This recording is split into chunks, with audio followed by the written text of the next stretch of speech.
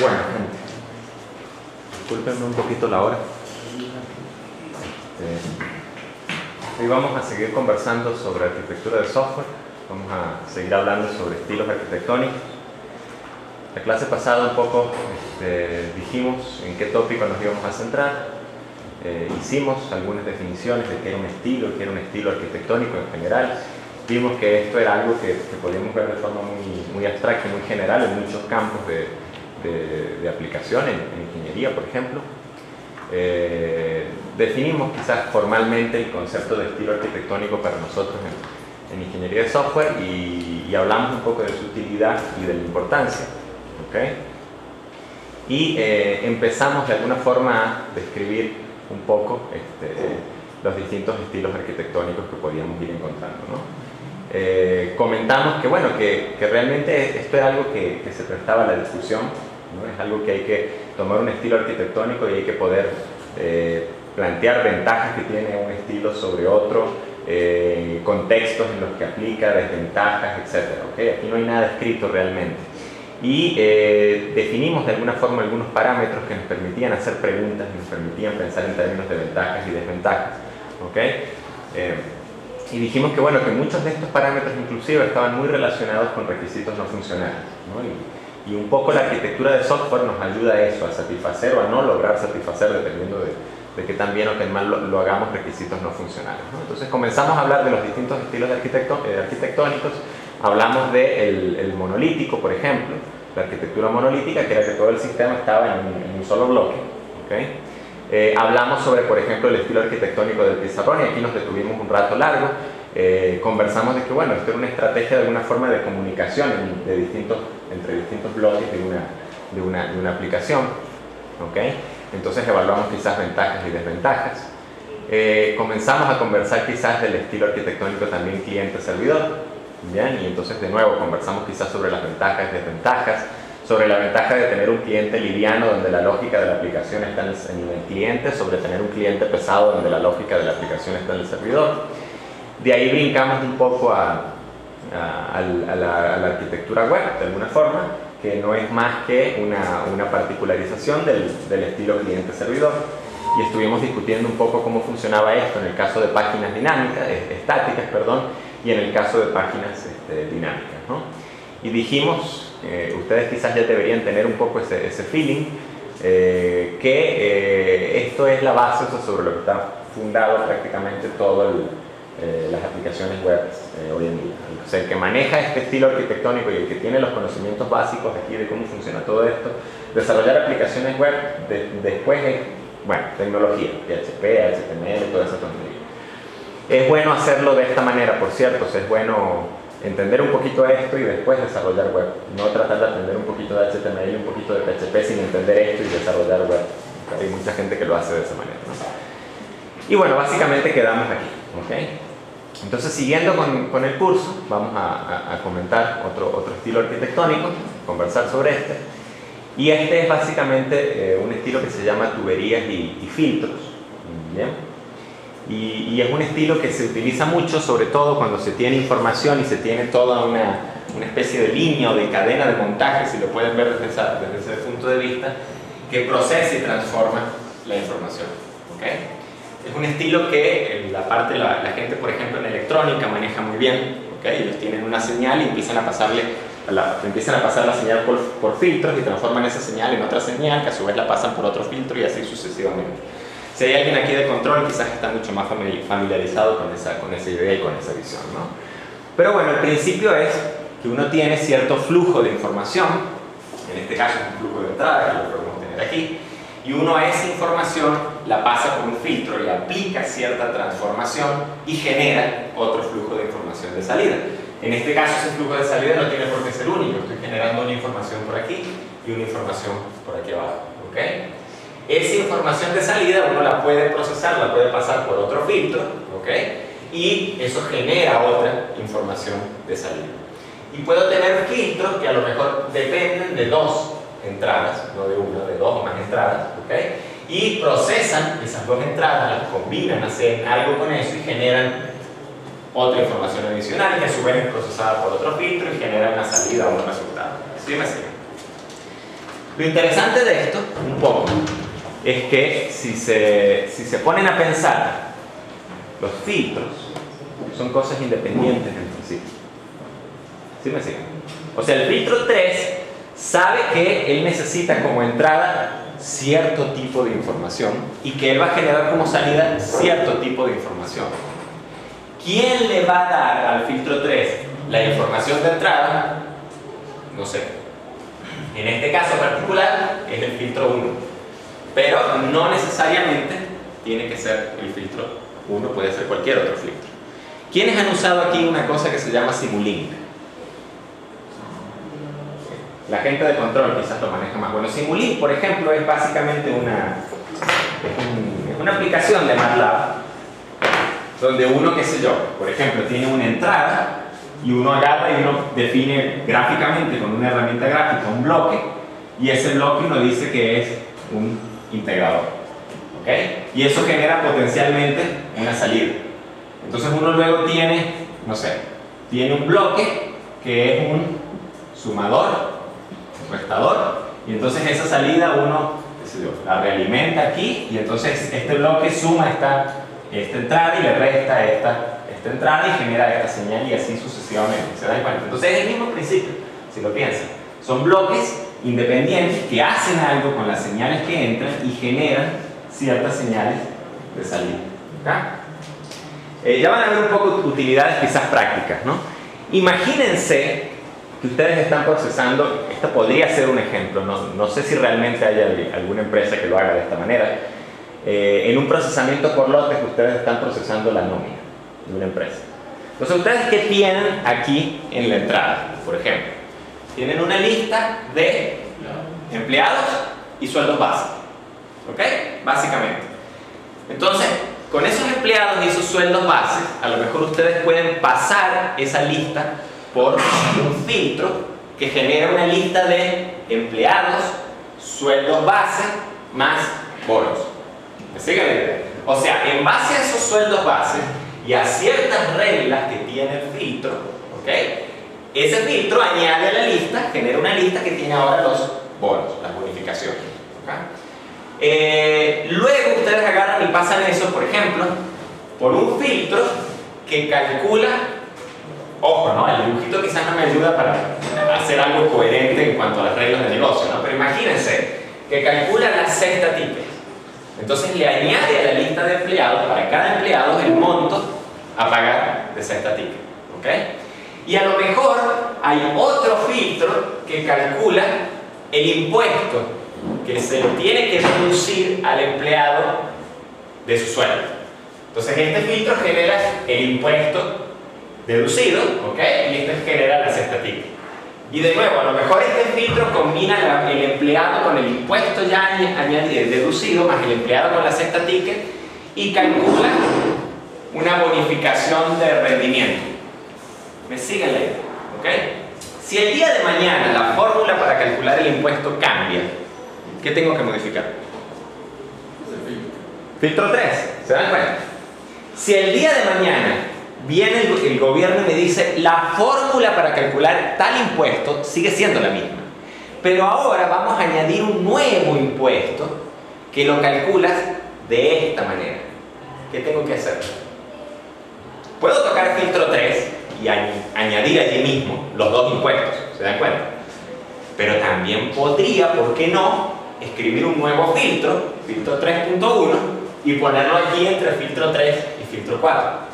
O a lo mejor me dicen, este impuesto especial se calcula en función del salario una vez que tiene las cesta ticket, las bonificaciones, las deducciones. ¿Sí se dan cuenta de lo que estoy planteando? Entonces, ¿dónde pondría uno el filtro? Al final. Ya cuando calcule todo, allí pongo el filtro. Ese es un ejemplo de un proceso por lote. O sea, yo tomo un lote de empleados y se lo doy al sistema y el sistema empieza a procesarlo, a transformar esa información y genera un resultado. ¿Ok? Por ejemplo, fíjense, mírenlo en estos términos, uno de los filtros podría generar la salida que necesita Sodexo para entregar la cesta ticket. Por ejemplo, y es un archivo de texto. Y otro filtro podría generar la salida que necesita el banco para hacer los pagos nóminas. O sea, las empresas le envían al banco un archivo de texto donde le dicen esta es la nómina, transfiérele a todos los empleados esto. ¿Sí me siguen? Entonces ese archivo tiene un formato, etcétera, y eso lo podría generar otro filtro. Y así sucesivamente. El punto aquí, la moraleja es que los filtros generan transformaciones y son elementos muy flexibles. Yo puedo quitar, poner, editar, etcétera. ¿Ok? Y lo otro es una palabra que de alguna forma hemos estado conversando. O sea, si recuerdan cuando conversamos sobre esto, dijimos que por ejemplo la aplicación 1 y la aplicación 2, o el módulo 1 y el módulo 2, ellos tenían algo que ver en el fondo. ¿Estaban acoplados o estaban desacoplados? Estaban desacoplados. O sea, ellos están, en el fondo están relacionados, no es que no estén relacionados. Pero ellos están acoplados, están relacionados única y exclusivamente por el repositorio. Ellos no hablan directamente entre sí. Ellos no tienen ningún conocimiento de la estructura interna el uno del otro. ¿Sí me siguen? Ellos dependen de que, obviamente, nos pongamos de acuerdo en el repositorio y en la información que allí hay. Lo mismo sucede acá, si se ponen a pensar. Si uno piensa en esta estructura, filtro 3 y filtro 1 están desacoplados. El filtro 1 no tiene que conocer qué filtros van a venir a continuación para poder ejecutar su lógica. ¿Sí me siguen? Él no tiene que conocer los filtros que vienen, cómo están estructurados internamente. Inclusive, en algunos casos, ni siquiera tienen que conocer, y lo mismo aplica para el caso del pizarrón, en qué lenguaje de programación o en qué tecnología están programados los filtros que vienen, o los filtros anteriores. Al filtro 1 lo único que le interesa es que a él le dijeron que la información él la iba a generar en cierto formato por cierta tubería. Alguien se encargará de recolectarlo. ¿Ok? Alguien se encargará de recolectarlo. Entonces, el concepto de acoplamiento, nos vamos a dar cuenta que es un concepto muy importante en ingeniería de software y en arquitectura de software, porque uno generalmente lo que trata de producir o de construir son sistemas desacoplados. ¿Ok? Seguramente hay circunstancias en las que uno trata de hacer todo lo contrario, pero eso es particular al contexto en cuestión, ¿no? O sea, lo que trato de decir, uno trata de generar un componente de software que pueda ser, que esté desacoplado de los componentes que lo rodean y que por lo tanto pueda ser utilizable si se ponen a pensar. O sea, alguna otra empresa puede venir y puede decir, ah, pero mira, yo calculo las bonificaciones de la misma manera. Entonces tomo este filtro y me sirve el filtro. ¿Ok? O a lo mejor imagínense que ustedes están haciendo un sistema de cálculo de nómina. Entonces ustedes hacen ese sistema de cálculo de nómina y se lo vendan a la empresa y le dicen el sistema es flexible. ¿Qué significa que es flexible? Que usted puede seleccionar entre todos estos filtros para procesar su nómina. Y usted puede parametrizar cada uno de esos filtros, pero si no le sirve el filtro puede quitarlo y poner otro y así sucesivamente. Entonces a lo mejor le puede dar un editor gráfico a un tipo, al contable o al administrador o lo que sea, que el tipo puede seleccionar los filtros que quiere, parametrizarlos y generar así sus reglas de cálculo de nómina. ¿Me siguen la visión? ¿Okay? Entonces, bueno, no sé si alguien tiene alguna pregunta, en principio, sobre el asunto, sobre la arquitectura. Usos de esto, bueno, he nombrado algunos. Se utiliza o se puede utilizar mucho para el procesamiento de señales, ya se lo comenté, de hecho esto uno lo puede ver como procesamiento de señales hasta cierto punto.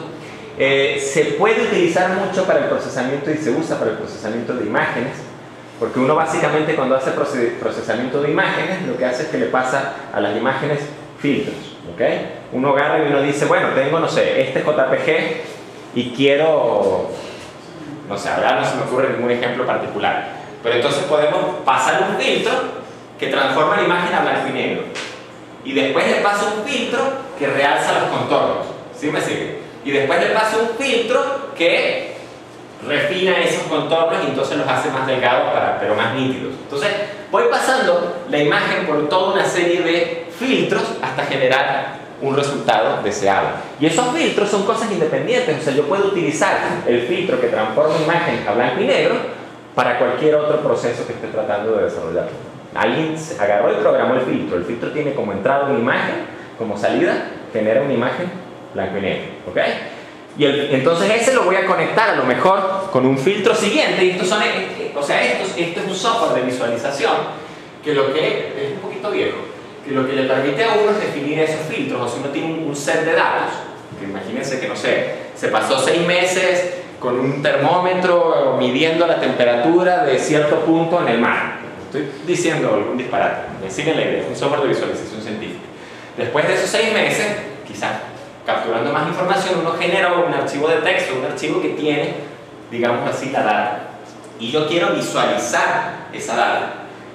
Ajá, y uno dice, y visualizarla representa ¿qué? Tú quieres ponerle un eje X, un eje Y, temperatura, ¿eso es qué? Colores, ¿cómo te represento esa información? Entonces los problemas de visualización científica suelen ser complejos por eso, porque uno no puede generar un programa de visualización que pueda visualizar automáticamente y mágicamente cualquier set de información que uno consiga. Uno necesita pues, customizar y parametrizar ese tipo de cosas. Y uno no puede tampoco pedirle a los científicos, por ejemplo, que se pongan a programar visualizaciones desde cero para cada set de datos que ellos tienen que mostrar. O sea, ahí tiene que haber una solución intermedia. De una solución intermedia es tener software de este tipo que, por ejemplo, el que quiere visualizar la data, pues con cajitas, dice cosas como, por ejemplo, bueno, pone una cajita que sirve para cargar el archivo de datos. Y la puede parametrizar y le puede decir la primera columna representa tal variable, la segunda columna representa tal variable, etcétera, etcétera, etcétera. Luego pone una cajita que dice, bueno, la primera columna me la vas a mapear al eje X, la segunda me la mapeas al eje Y y así sucesivamente. La tercera columna le pasas un filtro que según el valor te genera el color. Y así sucesivamente uno va poniendo esas cajitas, pasando esos datos por filtros, ¿ok? Hasta generar la visualización que uno desea. Entonces este es un ejemplo, así como el de Simulink, por ejemplo, donde un usuario puede empezar a poner esos filtros, empezar a conectar esas tuberías y generar algo útil. Allí tienen, por ejemplo, una visualización, ¿ok? Ese gráfico que ustedes ven allí se formó, o sea, se creó en función de ese mapa, digámoslo así, esos filtros y esas tuberías que conectó el usuario y un conjunto de datos de entrada, ¿ok? Yo sé, este es un ejemplo interesante al respecto del uso de tuberías y filtros. O sea, en el fondo se utiliza mucho. Por ejemplo, esto quizás les va a sonar un poco abstracto, pero bueno. Ya hemos hablado un poquito de MVC. Vamos a hablar un poco más adelante de MVC. Tenemos una clase completa dedicada a MVC. Pero dentro de este esquema, cuando uno tiene, por ejemplo, MVC, ¿sí? Sucede que cuando llega una petición del cliente, ¿ok?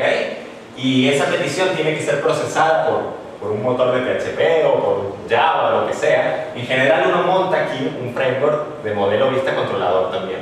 Entonces quizás los que conocen un poquito de PHP han visto algunos, CodeIgniter, Symfony, hay varios, en fin, no voy a entrar quizás mucho en detalle. Pero lo que trato de decirles es que esa petición que viene del cliente, uno la tiene que procesar de cierta manera. Y una manera de procesarla es que uno le configura el MVC y le pone filtros. Uno dice, no, a la petición primero le haces esto, después le haces aquello, después le haces esto otro y después me la entregas, por ejemplo, ¿ok? Y esos filtros a veces en algunos frameworks, no en todos, uno los puede quitar y poner. Entonces ese es otro ejemplo de uso de filtros. Cualquier cosa donde ustedes tengan un flujo de información y tengan que hacer transformaciones sobre esa información y quieran que esas transformaciones puedan ser dinámicas, o sea, se puedan configurar, se puedan cambiar, es un buen ejemplo de una arquitectura basada en filtros. ¿Okay? ¿Preguntas particulares? ¿Esa foto qué? Ni idea, sinceramente. Pareciera ser la Tierra. Y eso es el polo sur. No sé, suena a magnetismo, pero no estoy seguro, ¿eh? Esto es el sur de Sudamérica, esto es el sur de África, esto es la Antártida. ¿Saben por qué es Ártico y Antártico? Por cierto, ¿no? Tiene algo que ver con los osos polares. O sea, es porque alguna vez leí, ojo, ¿no? Confirma la información porque puede estar diciendo un disparate. En el norte hay osos polares, eso es el Ártico, en el sur no hay Antártico. Pero revisen eso, ¿no? A lo mejor estoy diciendo un disparate y en cámara. En fin. ¿Alguna pregunta en general sobre la arquitectura? ¿Ya? Depende de cómo lo implementen, es relativamente simple, relativamente complejo de implementar. O sea, cada filtro básicamente lo que hace es esperar cierta entrada y cuando recibe la entrada, hacer cierto procesamiento, generar cierta salida. Entonces la vida del filtro es básicamente esa. Puede tener filtros, yo no sé si los llamaría continuos o discretos, pero por ejemplo pueden tener un filtro que está constantemente recibiendo un flujo de entrada, procesándolo y generando un flujo de salida. O pueden tener un filtro que recibe un lote, recibe un bloque de entrada, la procesa y genera un bloque de salida. Si quieren hacer por decirlo de alguna manera, una analogía con la industria, ¿sí? En la industria uno tiene procesos continuos, uno tiene procesos que no son continuos. El proceso continuo, por ejemplo, es cuando ustedes tienen un chorro de petróleo, un flujo de petróleo que entra por una tubería, aquí lo están continuamente calentando y sacando alguna otra cosa, algún subproducto. ¿Sí me siguen? Eso no están recibiendo un bloque de entrada, están constantemente recibiendo petróleo y están constantemente generando lo que sea. Eso es un filtro, si lo ven desde cierto punto de vista. O pueden tener un filtro en el que ustedes reciben, ¿no? Por verlo de cierta manera, no sé, 50 volantes de carros, 50 automóviles, y ustedes lo que están haciendo es que ese lote lo están ensamblando y están generando 50 automóviles con volantes, qué sé yo. Entonces, bueno, o sea, evidentemente esto es flexible a ese tipo de cambios que ustedes pueden hacer. ¿Okay? Quizás una desventaja que se podría plantear aquí es que desde el punto de vista de usabilidad, cualquier cosa que ustedes hagan con esto no es muy interactivo. ¿Me sigue? O sea, podría ser interactivo, como es en este caso la conformación del filtro, digámoslo así, de la estructura de filtro. Pero una vez que ustedes ponen a correr esto, realmente no hay intervención del usuario.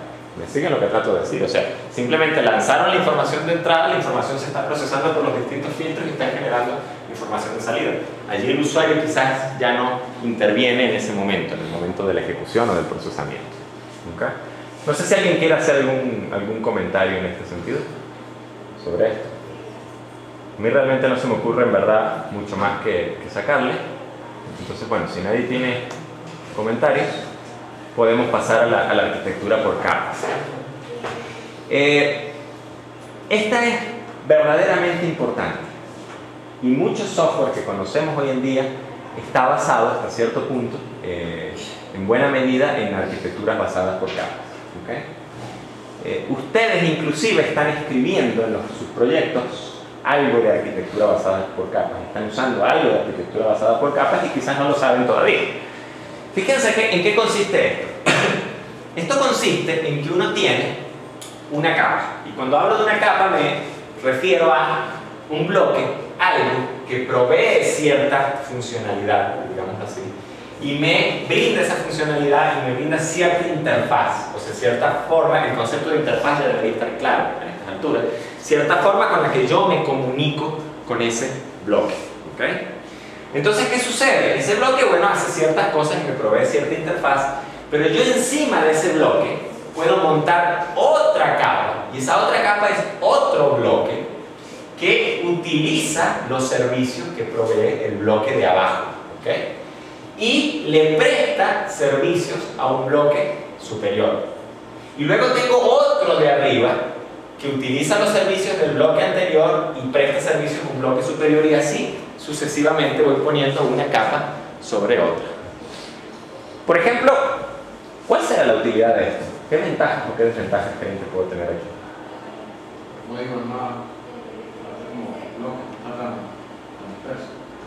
Sí, pero hay algo más que se puede decir al respecto, que es relativamente importante. Se lee mejor. Que, bueno, por lo menos yo veo que la capa 1 no se preocupa de, o sea, el trabajo como que se está dividiendo, pues. O sea, la cierta capa, pues, se preocupa es de comunicarse, de agarrar lo que está haciendo la otra, y así yo hago lo que tengo que hacer.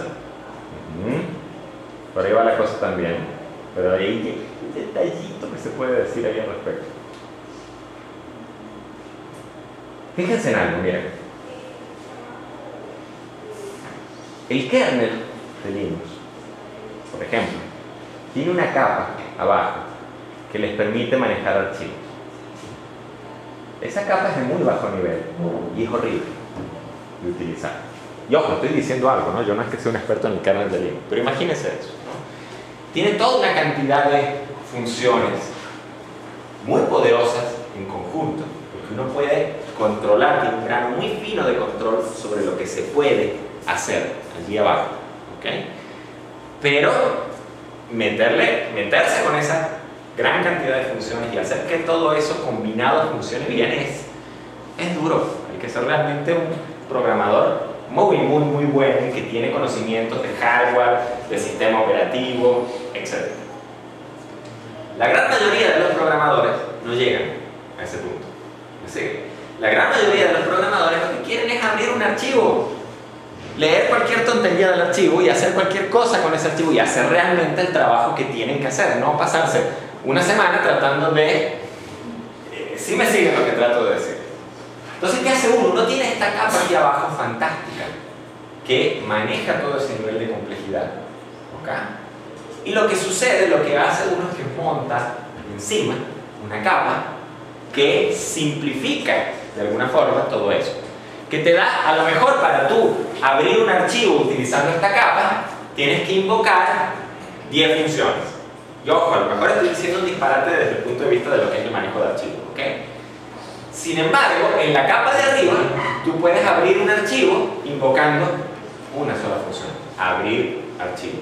La capa de arriba se encarga de utilizar la capa de abajo, de invocar las 10 funciones en el orden correcto, con los parámetros correctos para abrir el archivo.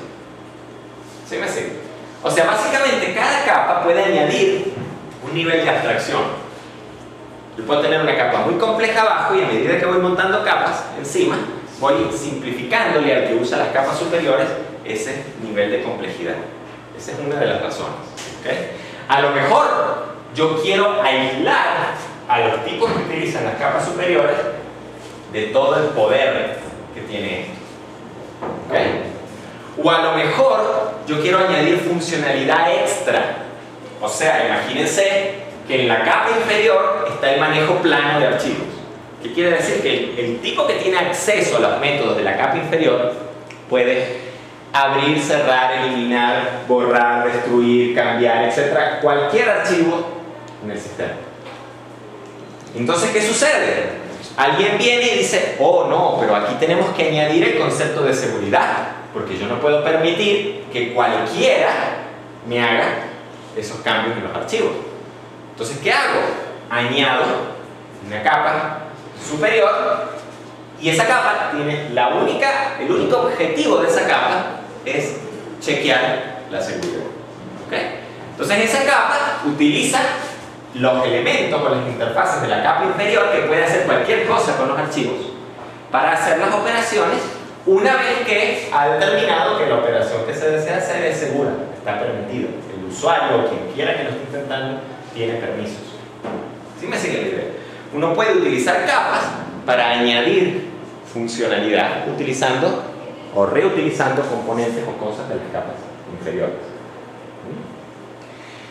Por ejemplo, imagínense, las capas me permiten también desacoplar elementos.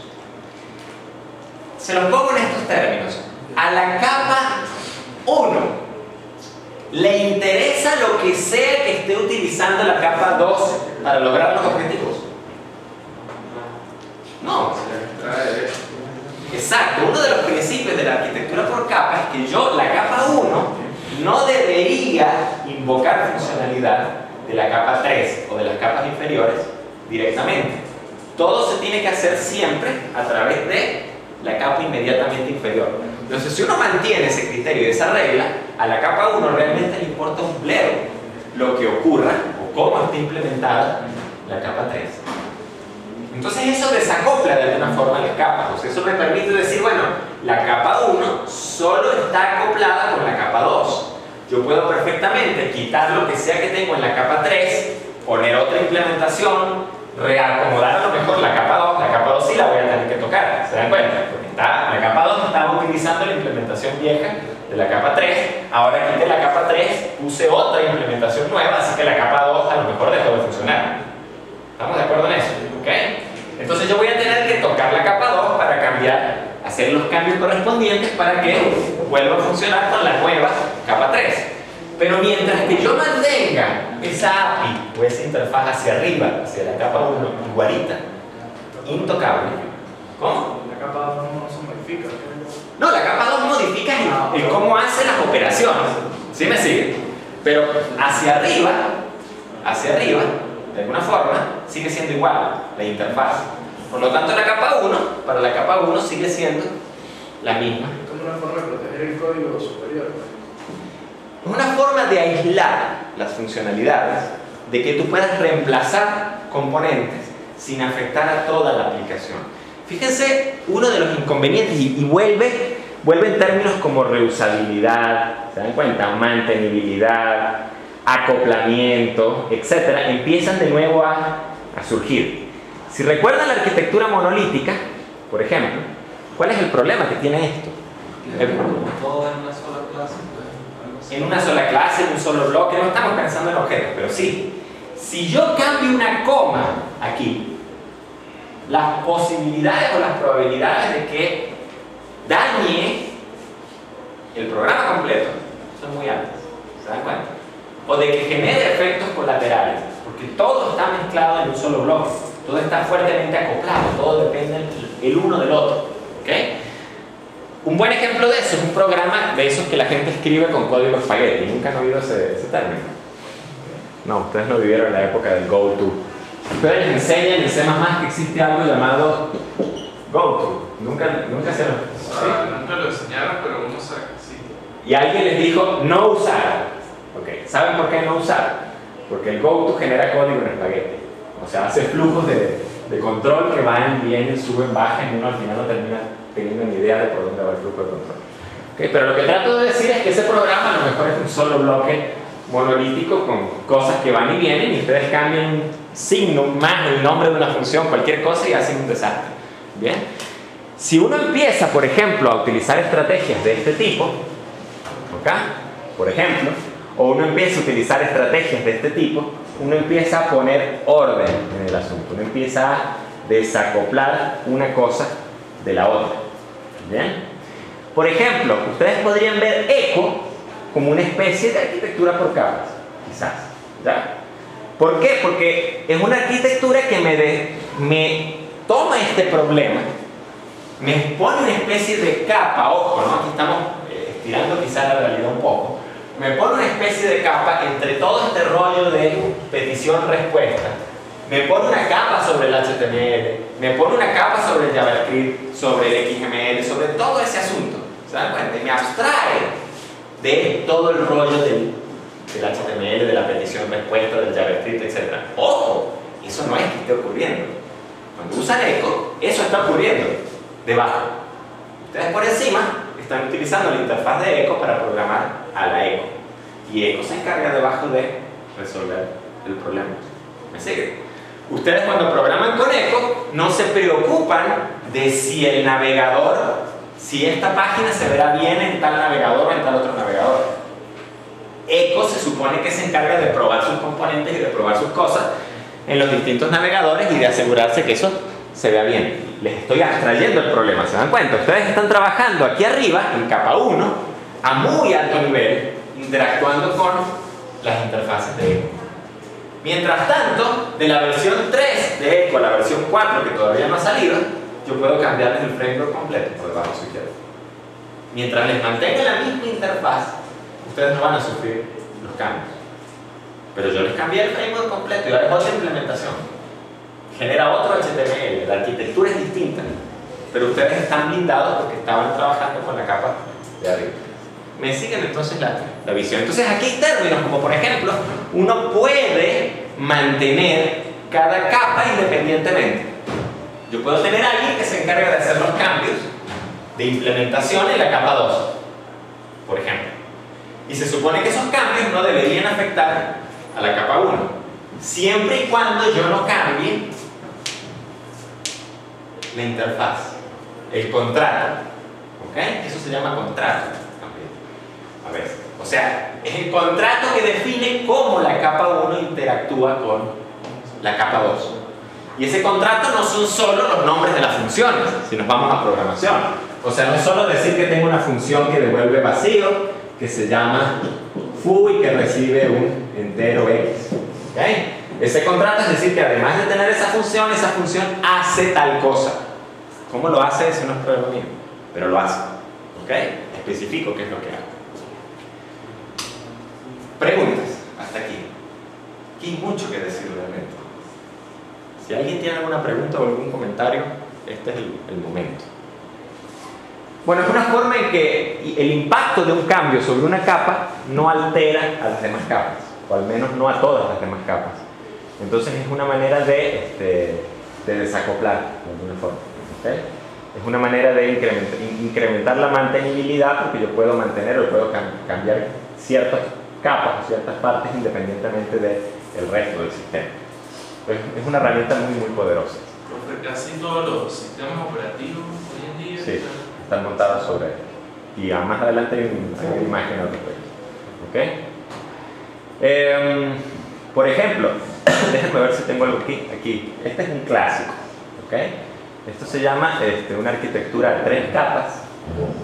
Ojo, algunas personas quizás diferirán en lo que voy a decir, pero yo tengo las ideas muy claras al respecto, así que realmente voy en esa dirección, ¿no? No confundir arquitecturas a 3 capas con el modelo MVC.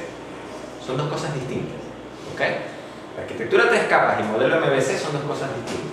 Uno podría hacer una analogía entre una cosa y la otra, pero en mi opinión personal son 3 cosas distintas. Entonces uno tiene, por ejemplo, aquí la clásica, la arquitectura 3 capas para desarrollar aplicaciones de negocios, aplicaciones empresariales, etcétera, etcétera, etcétera. ¿Bien? Y aquí hay muchas cosas que se pueden discutir realmente. Uno tiene una capa, por ejemplo, que se encarga de la presentación. Entonces esa capa se encarga de mostrar datos, básicamente. ¿Okay? Y de recibir la entrada del usuario. Esa capa puede estar implementada en muchas cosas. Puede estar implementada con HTML, con Swing, con Qt, con GTK, con PHP, con Java, con lo que ustedes quieran. ¿Bien? El MVC, en mi opinión, dentro de este negocio, dentro de esta cuestión, está incrustado aquí. Cuando veamos MVC vamos a entrar un poco más en detalle, pero es la capa presentación la que tiene el MVC internamente adentro funcionando. Luego uno puede tener una capa de proceso de negocio, una capa de lógica de negocio, que es la que se encarga de hacer toda la lógica de la aplicación. Esta capa debería ser 100% independiente de esta, si se ponen a pensar. Y esta capa, la capa de presentación, utiliza los servicios que provee esta capa. Entonces eso me da una ventaja. La ventaja es que la lógica de mi aplicación debería estar codificada aquí y no aquí. ¿Okay? Porque si la lógica de la aplicación está codificada aquí en la capa de presentación, si yo quiero cambiar la capa de presentación, voy a tener que migrar la lógica de la aplicación. En cambio, si yo tengo la lógica codificada aquí y esta capa es independiente de la capa de presentación, ¿se dan cuenta? La lógica está codificada aquí. Cuando yo quiero migrar la capa de presentación no tengo que migrar la lógica. ¿Vale? Si estaba usando Qt y tenía una aplicación de escritorio, ¿ok?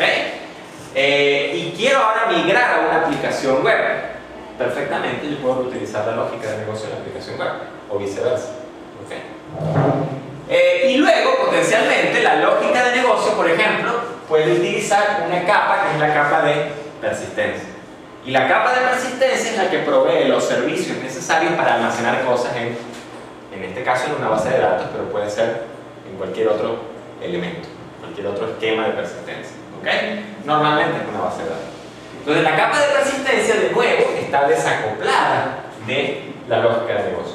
Fíjense que la lógica de negocio aquí no tiene ni idea de en qué lugar o cómo exactamente se almacenan sus datos. La capa de lógica de negocio lo único que sabe es que ella le pide a la capa de persistencia: guardan este dato, y la capa de persistencia sabe dónde guardarlo y en qué formato guardarlo y cómo exactamente guardarlo. ¿Okay? Entonces ese es el principio. ¿Les recuerda algo los que están viendo base de datos?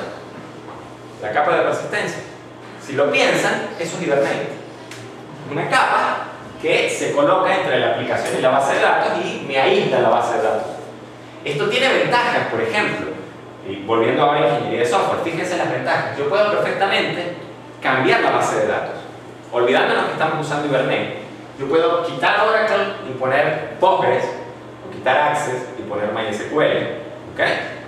Que la única capa que debería tener que modificar es esta. No tengo que tocar ni esta ni esta, ¿se dan cuenta? Todo esto debe funcionar transparentemente si yo modifico, si esta capa está bien hecha y si yo modifico la capa. Entonces eso me permite cambiar de base de datos sin tener que alterar las demás capas. Así como yo puedo cambiar de interfaz de usuario, cambiando solo aquí, sin tener que alterar lo demás. Esa es la independencia que me da una arquitectura por capas.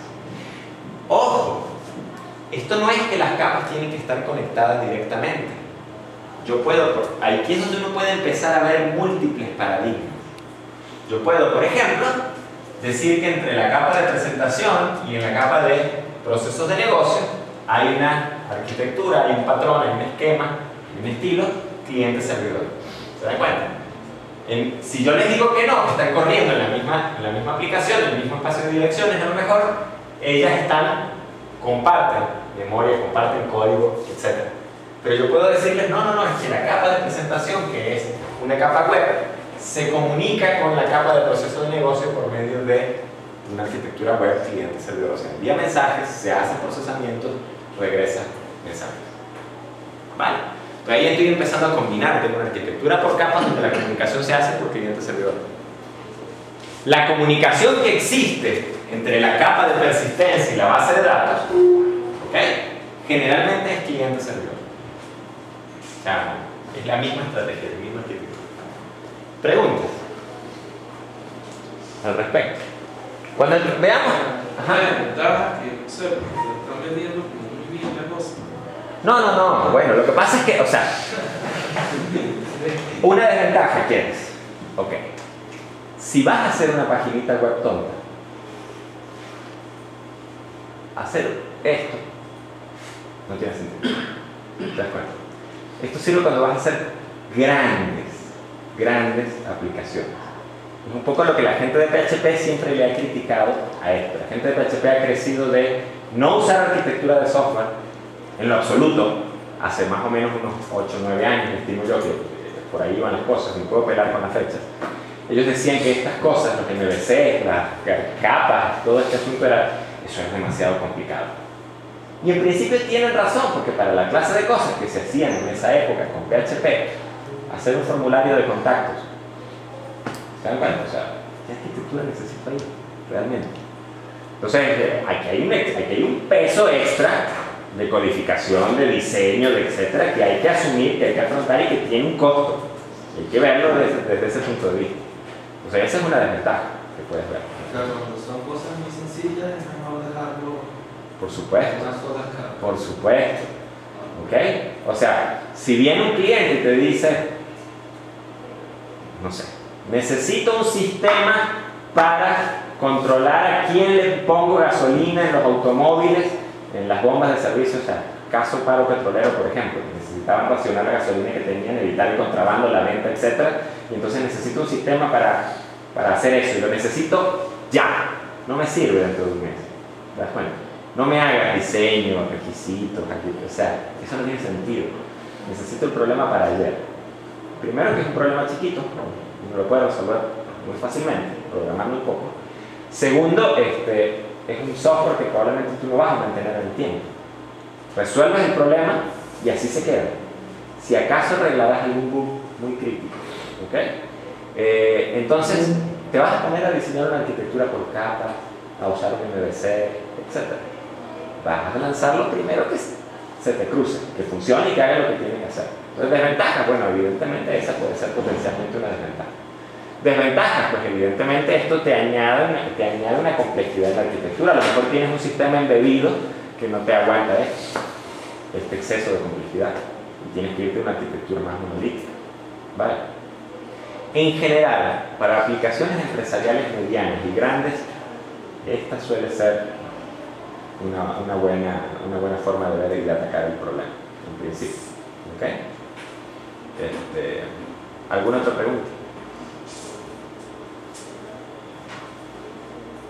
Bien, bueno, potenciales problemas. Obviamente también hay que sincronizar la comunicación entre la capa de presentación, la capa de proceso de negocio y la capa de persistencia. O sea, fíjense que tú puedes tener desarrolladores programando la capa de persistencia y otro equipo de desarrollo programando la capa de proceso de negocio, independiente. Pero para ellos poder hacer eso, esa quizás podría verse como una ventaja. Se tuvieron que haber puesto de acuerdo bien en los contratos, en las interfaces entre las capas. Eso es un trabajo extra y es un riesgo. ¿Okay? Imagínate que cuando vas a integrar todo, resulta y pasa que sucedió algo malo y la capa de persistencia fue en una dirección y la capa de lógica en otra. Entonces allá ese ya es un riesgo, es un problema de gerencia, ¿no? Del proyecto, digamos. ¿Algún otro comentario? No voy a entrar mucho en detalles, esto es un ejemplo. A mí me gusta verlo a 3 capas, porque para mí yo tengo muy claras las capas correspondientes. Para mí esto es presentación, ¿okay? Esto es el navegador, pero lo coloco solo por cultura general. Para mí esto es modelo de negocios y para mí estas dos son persistencia. Pero alguien detallista podría decir que esto es una arquitectura multicapas, ¿okay? Porque puedo tener 1, 2, 3, 4, 5, 6 capas, ¿ya? Tengan cuidado con el concepto de capas, no me vayan a decir como dijo alguna vez un colega programador en PHP. No, yo programo 3 capas, yo lo acusaba de que no usaba arquitectura, yo programo 3 capas, navegador, PHP y base de datos. No, es otra cosa, ¿ok? Entonces, bueno, mosca con eso. ¿La base de datos se cuenta con una capa? Depende, ¿ok? Si tú estás hablando de arquitecturas empresariales, uno piensa en esto. Uno ni siquiera cuenta el navegador, ni siquiera cuenta la base de datos. Ahora, si quieres poner muy formal, tú puedes decir, bueno, sí, hay una capa que es el navegador, de alguna forma, que está corriendo en el cliente, hay la capa de presentación, la capa de proceso de negocio, la capa de persistencia y la base de datos. O sea, de nuevo te digo, yo veo este diagrama y para mí realmente, si yo cuento las capas que hay aquí, para mí es 1, 2, 3 capas. Yo no cuento ni la base de datos ni el navegador. Y de hecho para mí estas dos son una misma capa, ¿viste? Es Hibernate más JDBC, etc. Entonces de nuevo, eso es un poquito relativo en ese sentido, ¿ya? Yo podría decir, envolver todo esto en un rectángulo y decir, bueno, esta es la capa de presentación que tiene adentro Hibernate y JDBC, por ejemplo, ¿ok? Si quisiera ser un poco más formal. Bien, otro ejemplo, ¿ok? De capas, allí en este caso. Fíjense que a nivel horizontal tengo ciertas capas, pero aquí tengo ciertos servicios que a lo mejor son transversales entre las distintas capas y que son utilizados por varias capas, ¿no? También van a encontrar, yo no sé si lo tengo aquí, bueno, este es el ejemplo del kernel, ¿okay?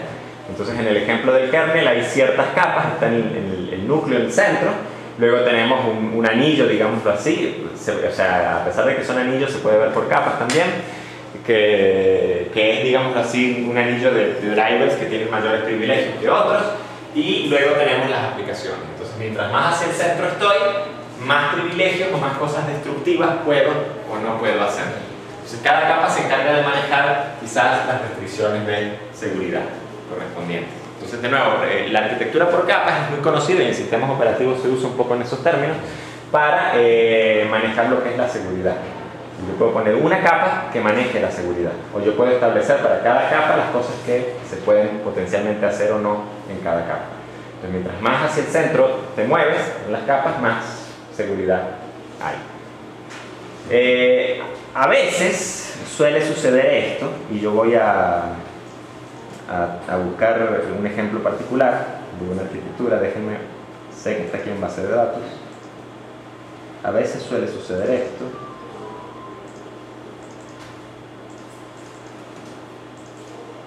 A ver si esta es así.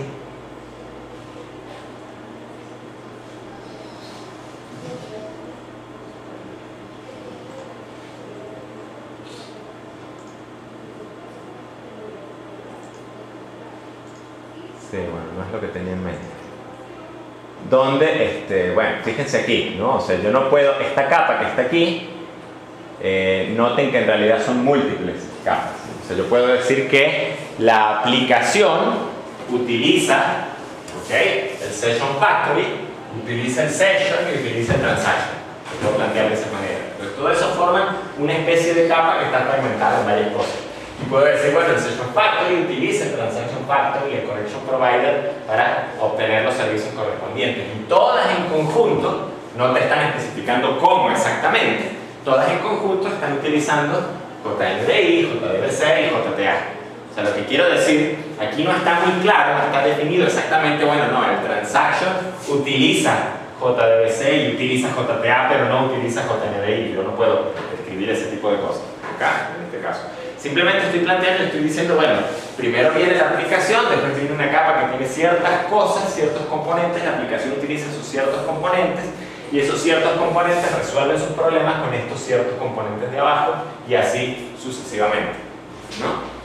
Entonces, bueno, en principio, esto se le suele llamar un stack, una pila, también. También van a encontrar arquitecturas por capa, y van a encontrar este tipo de cosas, no se sorprendan, si lo consiguen, van a encontrar cosas como esta. Van a tener una capa aquí, por ejemplo, una pequeña capa aquí, y una capa arriba, que acá está dibujada de esa forma. O sea, lo que estoy diciendo es que la capa A utiliza servicios de la capa B y utiliza al mismo tiempo servicios de la capa C, ¿ok?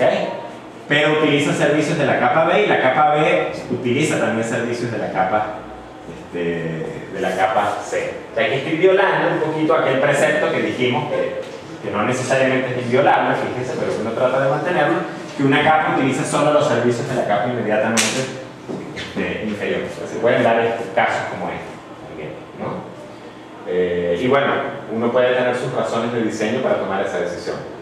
Uno puede decir, qué sé yo, tengo un framework aquí que me abstrae ciertas cosas de C, pero otras cosas yo las sigo usando directamente. No sé si hay preguntas en este sentido.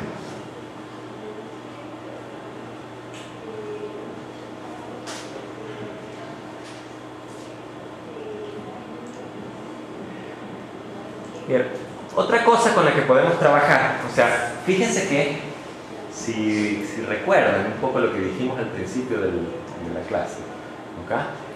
Cosas que describen los estilos arquitectónicos, fíjense, un conjunto de componentes y sus responsabilidades, la forma en que se comunican esos componentes, ¿ok? Bueno, quizás allí no estamos diciendo la forma en que se ejecutan y que coordinan trabajo esos componentes. Entonces hemos visto muchas cosas y hemos visto aspectos en este sentido en los distintos modelos. Vamos a conversar un poquito. El siguiente modelo nos muestra cómo se maneja el control de alguna forma dentro de una aplicación o dentro de un sistema, etc., ¿no? Quizás la forma más básica de control que puede existir es el control centralizado. Esto es completamente síncrono y esto es algo que ustedes conocen a estas alturas y conocen muy bien, ¿no? ¿Cómo funciona esto? Bueno, ustedes tienen un programa principal donde hay una secuencia de instrucciones y esas secuencias de instrucciones se empiezan a ejecutar secuencialmente una detrás de otra.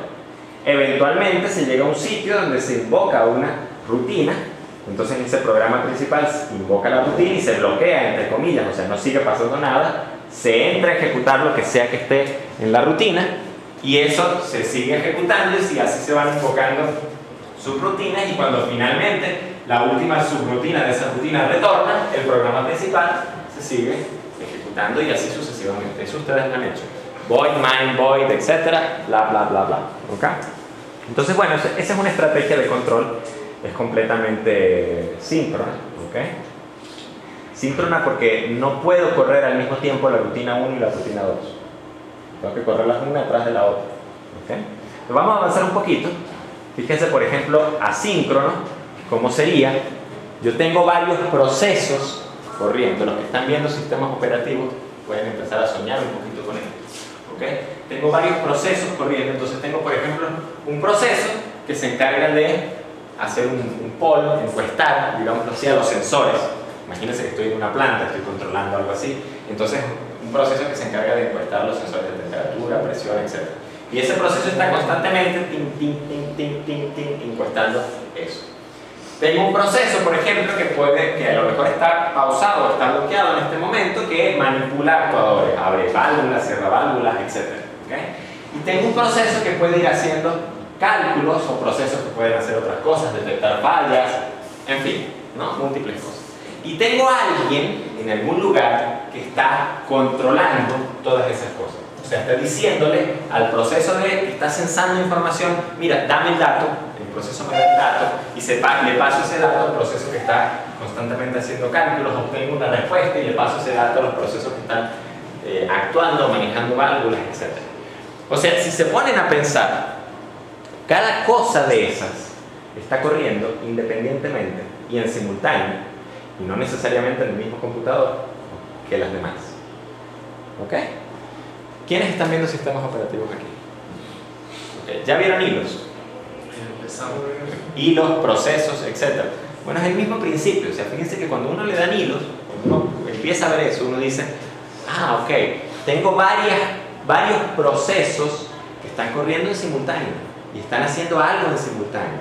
Y alguien, en principio, tiene que estar en el centro coordinando o controlando de alguna forma esos procesos. ¿Okay? Magic Root es un ejemplo de eso. Con la aplicación cliente-servidor que ustedes tienen hilos, se han tenido que meter allí y tienen alguien que, bueno, que está controlando de alguna forma lo que ocurre con esos hilos. ¿Okay? Entonces fíjense de nuevo, la diferencia entre esto y esto es que esto es completamente síncrono. O sea, cuando yo envío un mensaje del programa principal a la rutina 2, o sea, cuando yo invoco la rutina 2, yo me tengo que quedar esperando a que la rutina 2 termine y genere un resultado para luego seguir y luego proseguir. En cambio aquí, por ejemplo, el controlador del sistema le puede enviar una petición al proceso 1 para que haga cierto trabajo. Y mientras que el proceso 1 está haciendo ese trabajo, el controlador del sistema a lo mejor está preguntándole al proceso 2 cierta información. Eventualmente quizás el proceso 1 terminará el trabajo y enviará un mensaje, epa, terminé el trabajo, aquí están los datos que me pediste.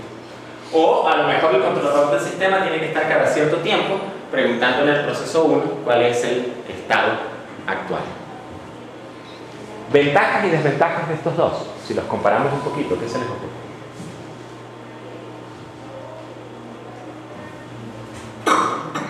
Esto puede haber inconsistencia de datos. O sea, puede hacer la llamada a un proceso y estar consultando un dato viejo de ese proceso. Sí, pero yo voy a generalizar eso, te voy a llevar a un plano superior. No es que hay inconsistencias, o sea, sí pueden haber inconsistencias de datos, pero la pregunta es ¿por qué? Y la respuesta a ese por qué pueden haber inconsistencias de datos es que, cónchale, o sea, controlar múltiples cosas que están corriendo en simultáneo, uno no puede hacer cálculos de tiempo o decir, asumir que terminó, o que ya empezó, o que lo hizo bien o que lo hizo mal. ¿Sí me siguen? Entonces, el coordinar esos distintos procesos todos juntos es difícil y hay que hacerlo muy bien. Los que estén viendo sistemas operativos y estén programando hilos se van a dar cuenta del dolor de cabeza que es eso. Se van a dar cuenta que pasan cosas como que un proceso empieza a escribir memoria y resulta que el otro proceso estaba a mitad de leer esa memoria y ups, le arruinaron todos los datos y ahí se estrelló todo. Eso es complicado. Esto obviamente es mucho más simple. O sea, los que empiezan a programar con programación multihilo, después de haber estado programando mucho tiempo de esta manera, sufren un shock. Porque el cerebro está acostumbrado a pensar que las cosas ocurren una atrás de la otra y que las cosas tienen un orden lógico determinado en la que ocurren. Cuando uno programa multihilos, uno sabe que aquel proceso de sensores está haciendo algún tipo de cosa, pero uno no sabe si ya lo empezó, si lo terminó, si está a mitad de camino, si leyó, etc. Hay que utilizar mecanismos para sincronizar esos accesos a datos o esa comunicación y eso es el dolor de cabeza. Miren, yo tengo un ejemplo de la vida real que utilizo mucho. ¿Okay? Esto es un framework, a mí me gusta llamarlo un scheduler, pero quizás no es un scheduler, ¿no? Miren, es una pequeña librería que está corriendo y que uno le dice, mira, yo quisiera que el día viernes a las 2 de la tarde tú me recordaras de tal cosa y ejecutaras tal proceso. ¿Sí me sigue? Pues tengo las aplicaciones le hacen solicitudes de ese tipo a ese framework. Le dicen, mira, recuerda que el día jueves yo tengo que subir la cámara al posgrado. Recuerda que el día jueves yo tengo que enviar 10.000 correos electrónicos a tales empresas por tal campaña de marketing. Recuerda que, entonces uno le va haciendo peticiones a ese timer, y el timer lo que va haciendo es llevando la cuenta de todas las peticiones que le han hecho, y cuando se vence la petición más cercana dice, epa, mira, corre tal proceso. ¿Me siguen más o menos la idea? Suena inofensivo, ¿verdad? Suena muy inofensivo en el fondo. O sea, bueno, uno le pide eso, el tipo guarda en base de datos las fechas en las que se tienen que ejecutar los procesos, el proceso que se tiene que ejecutar, y cuando llega el momento recupera de la base de datos y invoca. Bueno, yo pensé que era inofensivo también, y en unas vacaciones en diciembre dije, no, bueno, si empiezo el 15 de diciembre, el 5 de enero tiene que estar listo. Sí, es una tontería, caramba. ¿Me sigue? ¿Terminé? No. Bueno. No he terminado. Como el 5 de marzo, más o menos. ¿Okay? Llegué a enero diciendo, pero es que esto es una tontería, ¿cómo puede ser? Bueno, resulta y pasa que ¿saben cuál era el problema de la tontería esa?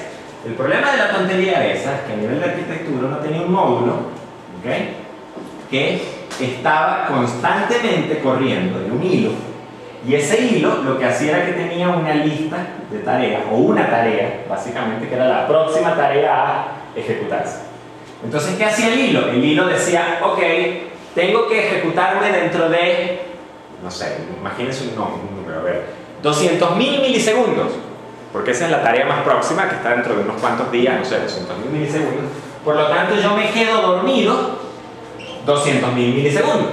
Dentro de 200.000 milisegundos me despierto, tomo la tarea, la mando a ejecutar y vuelvo a repetir el ciclo una y otra vez.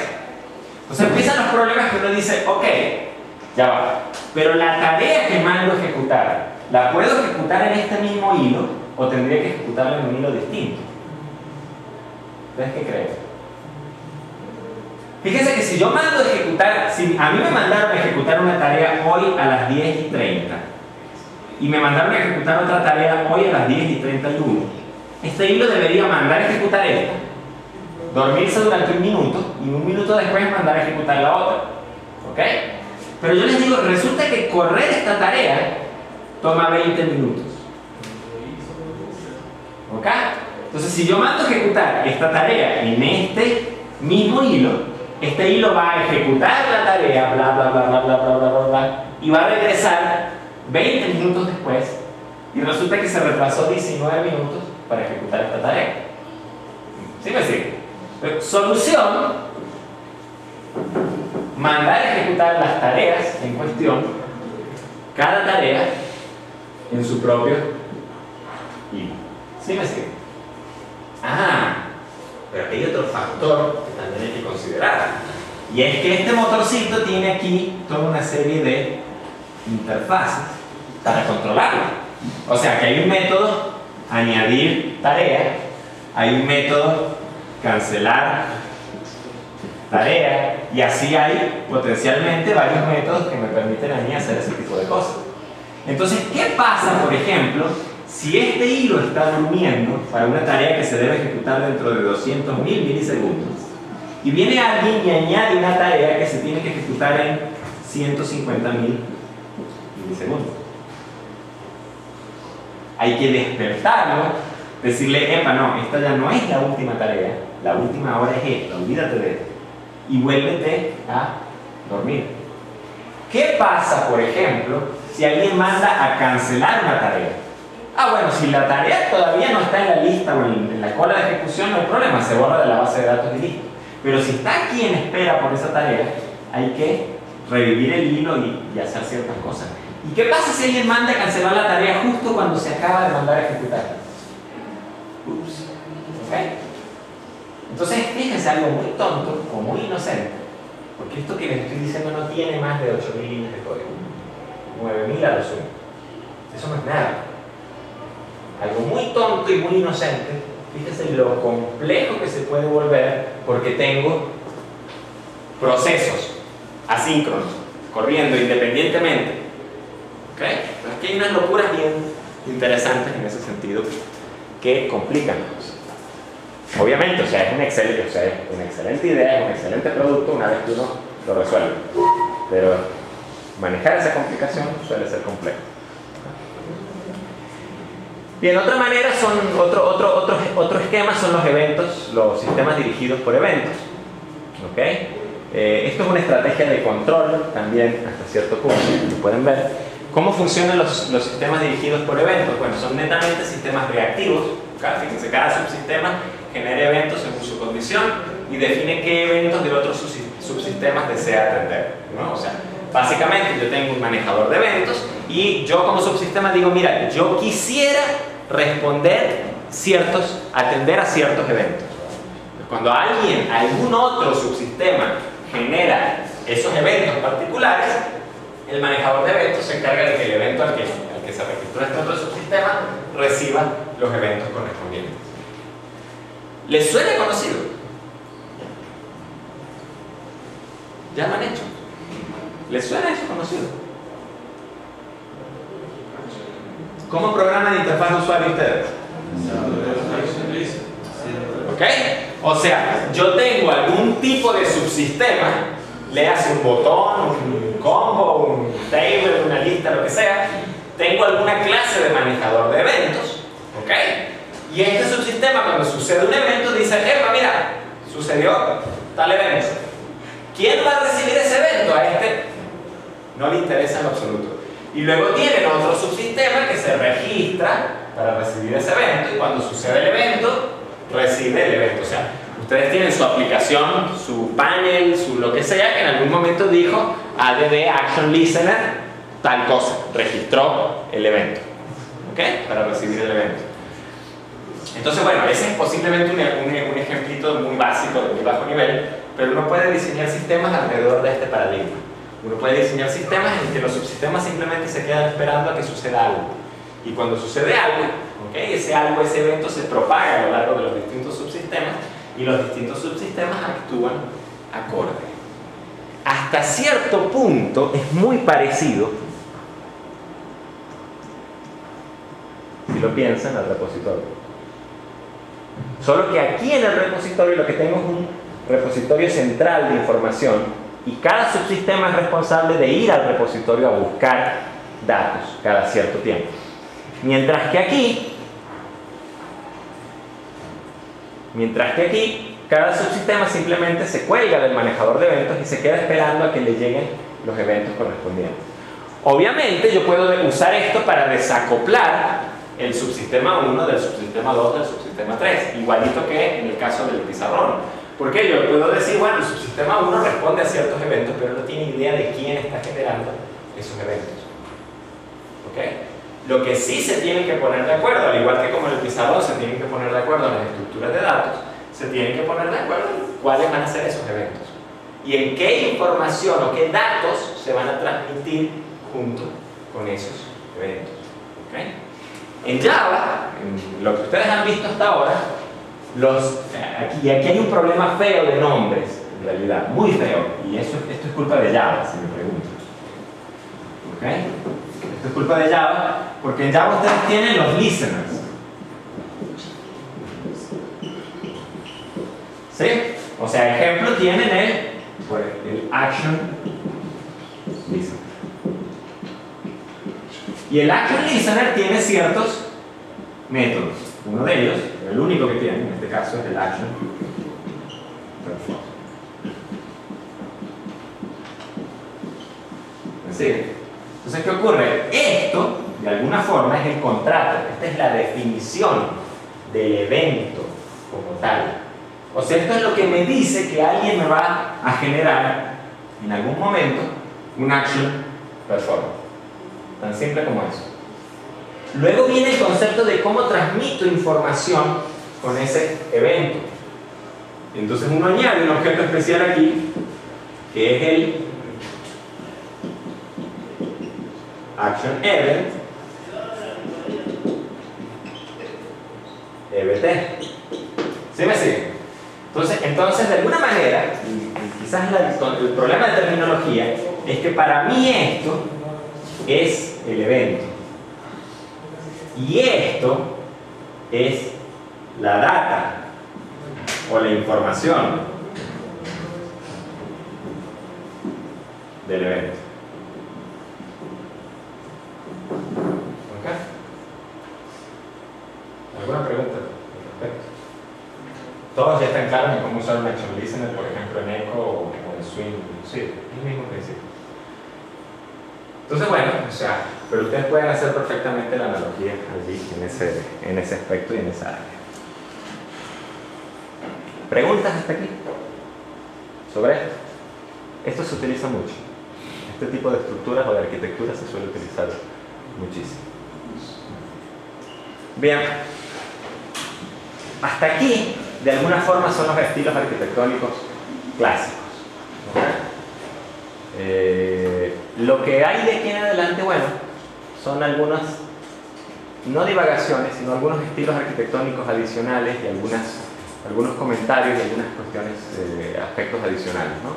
Entonces yo quizás no voy a tratar de meterme mucho en esto. Si alguien ve en algún momento alguna ventaja o alguna desventaja, o sea, por favor díganlo, pero quizás los estilos arquitectónicos clásicos, los que van a encontrar en los libros de texto, son los que hemos estado viendo hasta ahora, ¿no? Por ejemplo, un estilo arquitectónico potencial o posible es el de la máquina virtual. Y esto es interesante porque todos han oído quizás que Java corre sobre una máquina virtual. Entonces vamos a entender cómo es esa cosa de la máquina virtual, qué ventajas ofrece, qué desventajas ofrece, etc., ¿no? Esa es una de las ventajas, esa es una de las ventajas potenciales. Entonces déjame elaborar un poquito. Fíjense cómo funciona esto. La máquina virtual, el concepto de máquina virtual nace precisamente por lo que plantea Jesús, la portabilidad, que tiene otros aspectos, ¿no? Y bueno, o sea, el principio es, mira, yo quiero tener un programa que lo pueda correr en múltiples plataformas. Y lo puedo programar una sola vez y lo puedo correr en múltiples plataformas. Esto en una época fue un verdadero problema. Fue un verdadero problema porque, por ejemplo, a pesar de tener un estándar en C y todo lo que ustedes quieran, a lo mejor yo tenía una plataforma donde los números enteros eran de 16 bits. Y tenía otra plataforma donde los números enteros eran de 32 bits. Entonces, si uno hacía un programa que manipulaba o que dependía de estos tamaños, simple y llanamente ese programa posiblemente no iba a funcionar en una o en otra plataforma. Un cohete que iba a lanzar un satélite se estrelló por esto. Se estrelló porque yo tengo el video, se los puedo mostrar eventualmente cuando lleguemos a la parte de metodología, etc. Porque los tipos tenían la plataforma sobre la que estaban programando era de 16 bits, si mal no recuerdo. Ojo, esta historia puede ser. Y eventualmente ellos cambiaron el hardware, pero no actualizaron el programa. Entonces ahí hubo un overflow, una cosa así, y el cohete en un momento dado, a mitad de vuelo, pensó que estaba volando en lugar de hacia arriba, hacia abajo, y encendió los cohetes para hacer las compensaciones y, bueno, se imaginarán el resultado, ¿no? ¿Ah? Sí, o sea, tuvieron que destruirlo en vuelo, ¿no? Entonces, bueno, o sea, el concepto de máquina virtual de alguna forma resuelve el problema parcialmente, porque dice, bueno, ok, aquí abajo tenemos el hardware real. Tenemos dispositivos, CPU, memoria, etc. Y yo aquí arriba voy a montar una, ¿qué es esto? De lo que acabamos de ver. Una capa, exactamente. Fíjense, aquí arriba voy a montar una capa, y esa capa no es más que un programa que tiene un hardware simulado. O sea, yo estoy diciendo, bueno, aquí tengo una CPU, una serie de dispositivos, etc. Y yo voy a hacer un programa que corre sobre este hardware simulado, no sobre este hardware real. ¿Vale? Entonces mi programa siempre va a correr sobre este hardware simulado, porque este hardware siempre tiene enteros de 32 bits o algo. ¿Ok? Siempre tiene las mismas características. Y lo que hace esta máquina virtual es que de alguna forma interpreta, simulando ese hardware, corre después la funcionalidad o lo que está sucediendo sobre el hardware real. ¿Qué sucede aquí? Sucede que si yo tengo para un hardware particular la máquina virtual correspondiente, mi programa que escribí, que funciona sobre esta máquina virtual, automáticamente funciona sobre esa plataforma. ¿Vale? Entonces, el concepto de Java funciona así. Java tiene una máquina virtual Y los programas de Java que ustedes escriben no corren directamente sobre el hardware o sobre el procesador, corren sobre la máquina virtual. Entonces, ustedes quieren correr su programa de Java en Windows, hay una máquina virtual para Windows que funciona. Quieren correrlo en Linux, hay una máquina virtual para Linux, macOS, etc. ¿Okay? Entonces, de alguna manera ustedes pueden escribir el programa y pueden correrlo independientemente de la plataforma, siempre y cuando dispongan o tengan de la máquina virtual correcta. ¿Okay? Pero, profe, por lo menos uno compila un programa ya, ¿verdad? Y ya ese programa tiene la máquina virtual ahí mismo. O sea, yo agarro ese mismo programa, lo copio, lo pego en Windows y ¡pum! No, necesitas tener instalada la máquina virtual. O sea, tú compilas el programa en Java, y déjame ver, esto está aquí en la... Aquí está, este es el proceso de compilación. ¿Ok? Tú compilas el programa en Java y tú estás generando un archivo .class. ¿Ok? Ese archivo .class se le suele llamar, no sé si está escrito por ahí, bytecode, no está escrito, así que vamos a ponerlo. Se le suele llamar, contiene bytecode. Ahorita les he hecho un cuento de lo que es. ¿Okay? Entonces, ese archivo .class es el que tú le alimentas a la máquina virtual y la máquina virtual lo corre. Entonces, para tú poder correr ese .class, evidentemente necesitas tener la máquina virtual corriendo en la plataforma correspondiente. Si estás en Windows, tuviste que irte a la página correspondiente, bajarte la máquina virtual y instalarla. Si estás en Linux, pues te tienes que bajar la máquina virtual correspondiente y la tienes que instalar. Y así sucesivamente. Y dice DOS, yo dudo que haya una máquina virtual para DOS. ¿Ok? Entonces eso es un poco el proceso. Ventajas aquí que tiene esto, porque fíjense que ustedes pueden tomar lenguajes como Ruby, Python inclusive, bueno, yo nunca sé dónde va la H, creo que es así. Lenguajes como Ruby o como Python, y estos son lenguajes interpretados, o inclusive el mismo PHP. Mientras que Java y otras plataformas son lenguajes semi-interpretados. O sea, la diferencia es esta, miren. El proceso de compilación, cuando genera este .class, este formato, es un formato binario, es un formato que es muy fácil para la máquina virtual de procesarlo, de interpretarlo, etc. Aquí la máquina virtual no tiene que chequear si el número de llaves es correcto, si pusiste el punto y coma en el sitio adecuado, si te olvidaste de poner el cast o no te olvidaste de poner el cast, si los operadores son compatibles, ¿sí me siguen? Esos checks no los tiene que hacer. Esos checks se hacen a nivel del proceso de compilación. En estos lenguajes, esos checks se hacen a nivel del proceso de ejecución. Estos lenguajes probablemente están migrando hacia estrategias de este tipo. Entonces, claro, la ventaja que tiene eso es que este class puede correr mucho más rápido sobre la máquina virtual que si la máquina virtual tuviera que interpretar esos detalles sintácticos en la ejecución. ¿Okay? Inclusive hoy en día hay máquinas virtuales que hacen optimizaciones, algo que se llama Just-in-Time Compiling, que lo que sucede es que toman ese bytecode y te lo compilan, esos trocitos de bytecode te los compilan al código nativo de la plataforma, y entonces muchos programas corren casi a la misma velocidad que si tuvieras un programa en C que estás compilando y estás generando código objetos que corre directamente sobre el hardware real. Hay muchas optimizaciones. Entonces hay muchos programas con esta estrategia en cuanto a performance y rendimiento, y ojo, no estoy hablando solo de Java, o sea, la estrategia en general tiene muchas ventajas en ese sentido sobre inclusive compiladores nativos que generan código nativo para la plataforma. No sé si alguien tiene algún comentario hasta aquí. Sí, pero una desventaja de una máquina virtual es que consume mucho el exceso de complejidad. No sé por qué razón, pero estoy corriendo el Linux mío sobre una máquina virtual. Claro. Y eso en la computadora la pone muy lenta dependiendo de lo que esté trabajando. Fíjense, aquí hablamos sobre máquinas virtuales para correr programas. Fíjense lo que está planteando Héctor, ¿verdad? Los cables zafados. Lo que está planteando Héctor es, él está corriendo su Linux completo. Debería ser al revés, debería estar corriendo su Windows completo. Pero bueno, él está corriendo su Linux completo sobre una máquina virtual. ¿Ok? Después digo algo al respecto.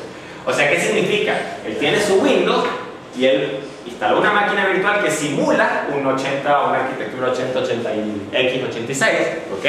Y él puede allí definir un disco duro, que a lo mejor es un archivo muy grande en su disco, y él instala su Linux sobre esa máquina virtual. Y eso revolucionó o ha revolucionado el mundo de los servidores, en parte. ¿Por qué ha revolucionado el mundo de los servidores? Porque antes uno tenía un servidor, ¿ok?, donde tenía un sistema operativo, y ese sistema operativo era compartido entre varios clientes, entre varios usuarios, ¿ok? O a lo mejor uno estaba desperdiciando recursos aquí. Hoy en día uno tiene un servidor donde uno tiene una máquina virtual y tiene múltiples instalaciones de sistemas operativos corriendo en ese mismo servidor físicamente hablando. Entonces yo puedo agarrar y puedo darle a, no sé, a Yana ahí está tu instalación de Linux. Si la dañas, si la quieres hacer explotar, etc., es tu problema. No puedes dañar, no puedes hackear las demás, ¿ok? Y a esto le doy la suya de Windows, simplemente, ¿ok? Esto no vale. ¿Sí me sigue la idea? Entonces eso se llama virtualización. Estoy virtualizando, digamos así, la máquina, el hardware, y estoy montando los sistemas, los distintos sistemas operativos de instalaciones sobre esas máquinas virtuales. VMware, VirtualBox son ejemplos de eso. No sé cuál estarás usando. El VMware. Entonces fíjense, desventaja, obviamente. Yo tengo un sistema operativo, ¿okay?, un Windows o un Linux, donde tengo encima de eso corriendo un programa que está simulando una máquina, un computador, sobre la cual encima instalé otro sistema operativo que está corriendo. Necesito recursos, necesito realmente recursos para que eso funcione. No solo memoria, necesito CPU, porque son dos sistemas operativos que están compartiendo su CPU, recursos, tarjetas de video, etc. Entonces, bueno, ese es un ejemplo interesante. Obviamente, a nivel de esto, a nivel de ejecución de programas, la máquina virtual sí consume mucha más memoria, ¿ok? Consume más memoria que un programa tradicional, quizá. Es el precio que se paga y es de alguna forma una máxima del software. Todo es una negociación. Ustedes quieren que algo corra más rápido, van a tener que gastar más memoria. Quieren gastar menos memoria, van a sacrificar velocidad. ¿Ok? Entonces, lo mismo ocurre aquí. ¿Quieren portabilidad? Esto les da portabilidad a un precio. ¿Ya? Por cierto que .NET, para los que no lo sepan, entonces vi un comentario un poquito al respecto. Bueno, publiqué un video, no sé si lo revisaron. Ahí hay una intención didáctica oculta. Miren el video, lean sus comentarios y me gustaría un debate sobre lo que dice el video, o sea, ¿qué se puede aprender de eso, ¿no? Pero fíjense que en los comentarios de eso alguien decía, comparando Java contra .NET, decía que bueno, que .NET es mucho más rápido porque no tiene máquina virtual. Mentira, .NET funciona con la misma arquitectura. Ellos utilizan una máquina virtual. ¿Ya? Entonces, bueno, o sea, es el principio del asunto. ¿Alguien tiene alguna otra pregunta o algún comentario? .NET es de Microsoft. .NET es Microsoft, sí. ¿Esa es la competencia? Sí. Realmente ahorita digamos que para desarrollar aplicaciones empresariales en la guerra la están peleando esos dos. Está peleando Java, sobre todo después de la adquisición de Oracle, esos tipos sacaron los dientes. La están peleando con .NET, con Microsoft. ¿Bien? Y PHP que viene de allá, o sea, PHP realmente todavía no ha entrado en las grandes ligas, digamos así. ¿No? Por lo menos es mi opinión de mi visión del mercado, ¿no? Ojo, te vas a encontrar con algún PHP 0 fanático que te va a decir otra cosa, pero eso es otra historia. ¿Alguna otra pregunta? Entonces, fíjense cosas interesantes que uno puede entender aquí, ¿no? Y yo creo que tengo, a ver, denme un segundo. Bueno, tengo otra, en la clase de codificación yo plasmo esto un poquito, ¿no? Pero el tener conocimiento o entendimiento de cómo funciona la plataforma sobre la que estoy trabajando por debajo, ¿sí? Y ojo, obviamente, yo no estoy diciendo el saber exactamente cuál es el formato en el que se compila el punto clase, ¿ya? No estoy hablando de conocimientos técnicos profundos al respecto, pero entender cómo es este proceso completo ayuda a encontrar problemas, a detectar errores, etc. ¿Sí me sigue? No sé, por ejemplo, si les dice cuando van a correr un programa en Java que ocurrió un error y no puede cargar la clase X, ustedes van a ir a ver si a lo mejor el punto class correspondiente está en el sitio correcto. ¿Sí me sigue? Entonces, es ese tipo de conocimiento de la plataforma la que les da esas habilidades. Sistemas operativos, yo pongo este ejemplo. Muy pocos de ustedes van a salir de aquí a hacer trabajo serio con sistemas operativos. ¿Sí me siguen? Muy pocos de ustedes.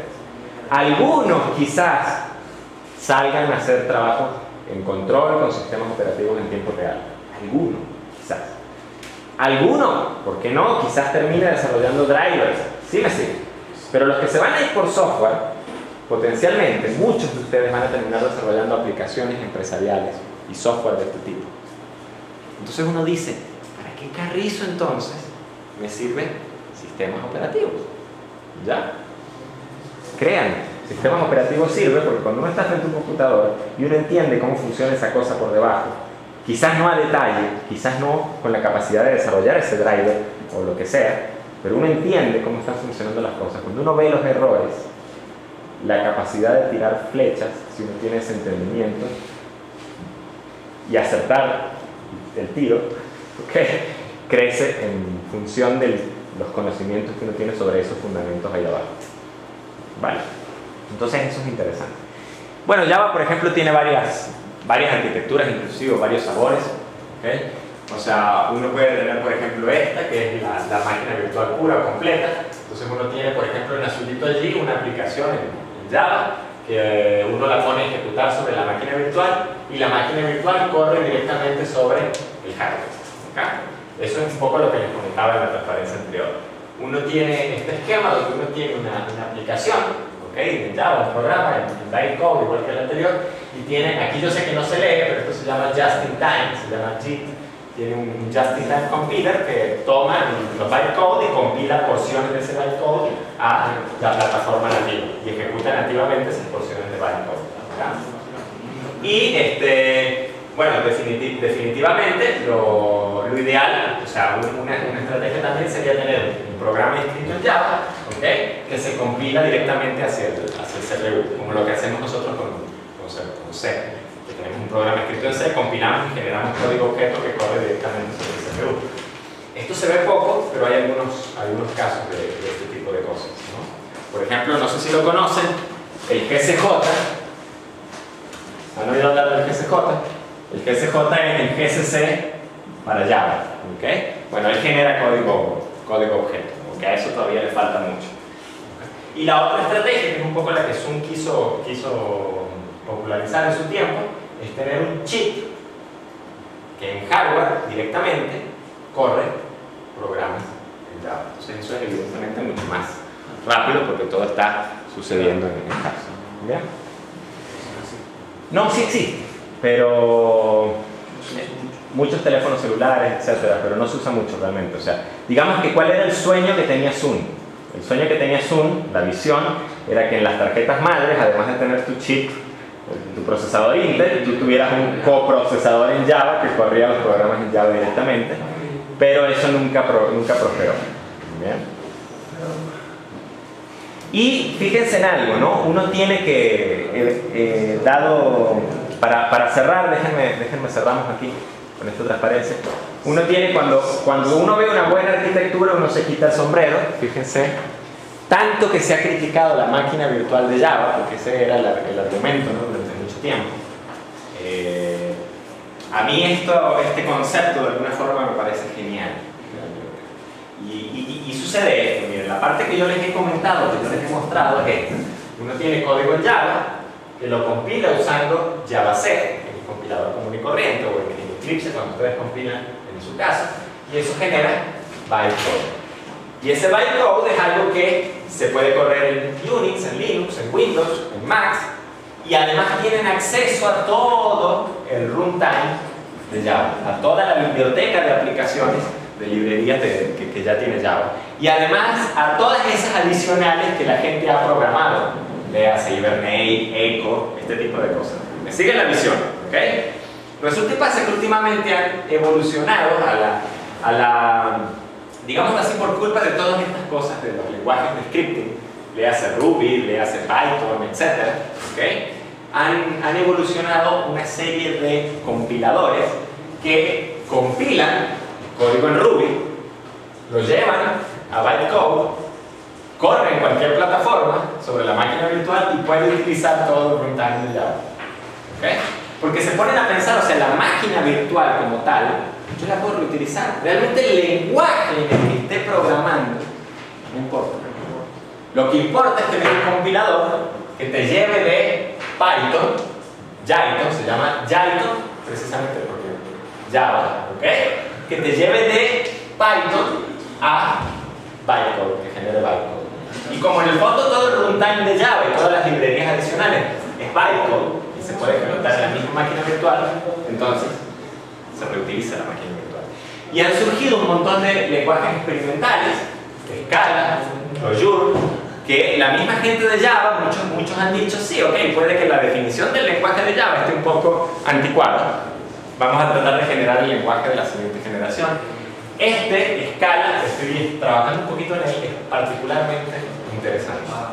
Y es posible que sea uno de los próximos estándares en la industria en lo que respecta a Java. ¿Ok? Y de nuevo les digo, como en el fondo todos tienen un compilador que genera bytecode, realmente, no me importa, puedo seguir ejecutándolo en las mismas virtual machines y puedo seguir utilizando las mismas bibliotecas que seguí utilizando anteriormente en Java, independientemente del lenguaje en el que esté trabajando. ¿Okay? ¿Preguntas? Bien, gente, si no hay preguntas, con esto cerramos por hoy. Realmente no nos queda mucho. Dime. Esto es, o sea, en C también puede pasar lo mismo. O sea, en cualquier lenguaje. Yo creo que en C es más difícil. Te voy a decir por qué. En principio, estos lenguajes son lenguajes que están mucho más arriba, son de mucho más alto nivel que Java, que C. ¿Okay? C, por ejemplo, te deja manipular la memoria directamente. Ninguno de estos lenguajes te va a permitir manipular la memoria directamente. Todos estos lenguajes funcionan con memoria dinámica, con recolectores de basura, ¿sí me siguen? Con esquemas de este tipo. En C tú no tienes eso, en C tú puedes alterar las direcciones de memoria a tu antojo. Entonces C es un lenguaje que está mucho más abajo. Por esa misma razón, posiblemente, es la falta, es el problema de portabilidad de C. Porque no en todo el hardware te organizas la memoria de la misma manera. ¿Sí me sigue? Entonces, ups, ahí empiezan los dolores de cabeza y los problemas. ¿Okay? Hay hardware donde los enteros son little endian y hay hardware donde son big endian. O sea, donde el bit más significativo está a la izquierda y hay hardware donde el bit más significativo está a la derecha. ¿Okay? Entonces, bueno, o sea, yo no simplemente dudo que esto se pueda hacer con C por esa razón. Tienes que pensar en lenguajes de alto nivel. Que lo quieras hacer con PHP, perfectamente. Es más, es posible que ya exista. ¿Ok? Pero con C no creo. ¿Alguna otra pregunta? Profe, esto aparte, ¿no? La compra de Oracle